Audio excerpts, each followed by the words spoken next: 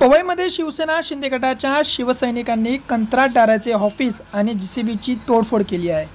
पवई येथील मारवा पुलाचे बांधकाम गेले 3 वर्ष कासव गतीने सुरू आहे। याला त्रस्त होऊन आज बुधवार दिनांक 5 जून रोजी दुपारी 4 वाजता शिवसेना शिंदे गटाचे विधानसभा प्रमुख अशोक माटेकर, माजी नगरसेविका अश्विनी माटेकर आणि शेकडो शिवसैनिकांनी इथल्या कंत्राटदाराचे ऑफिस आणि JCBची तोडफोड केली आहे। पवईवरून अंधेरी MIDC कडे जाण्यासाठी हा मारवा पूल शॉर्टकट आहे। मात्र 2021 सालापासून या पुलाची निर्मिती कंत्राटदार करतो आहे। वारंवार निधी वाढवून देण्यात आला असून वेळ काढून देण्यात आली आहे, मात्र पूल पूर्ण झाला नाही। पावसाळ्यात या ठिकाणी स्थिती आणखी वाईट होऊ शकते।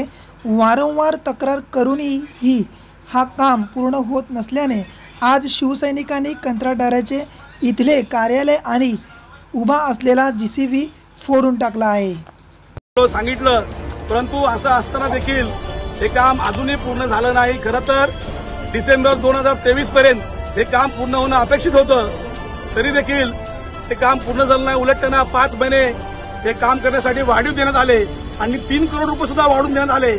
महापालिका प्रशासन सर्वसामान्य जनतेचा पैसा हा लुटत आहे। पैसा देऊन सुद्धा आणि 5 महिन्याची मुदतवाढ देऊन सुद्धा या रस्त्याचं काम, या पुलाचं काम अजूनही पूर्ण झालं नाही। 31 मे पर्यंत 5 महिने मुदतवाढ दिल्यानंतर 31 मे पर्यंत हे काम पूर्ण होणं अपेक्षित होतं। 31 मे होऊन गेला, 5 जून झाला, आता पावसाही तोंडावर आलाय। असं असताना देखील या पुलाचं काम पूर्ण झालं नाही। त्यासाठी आज शिवसेनेच्या माध्यमातून आम्ही या ठिकाणी मोर्चा काढलाय, निषेध मोर्चा काढलाय आणि मी प्रशासनाला आणि ठेकेदाराला इशारा देऊ इच्छितो, येत्या काही दिवसात या रस्त्याचं काम, या ब्रिजचं काम पूर्ण झालं नाही। आज या ठिकाणी आम्ही आंदोलन केलं।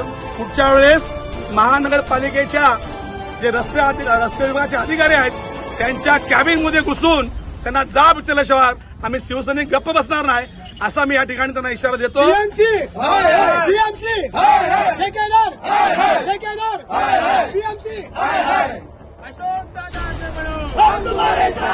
मी त्यांना इशारा देतो आणि विनंती करतो, तातडीने पाऊस सुरू व्हायच्या अगोदर या रस्त्याचा, या ब्रिजचं आणि रस्त्याचं काम पूर्ण करा।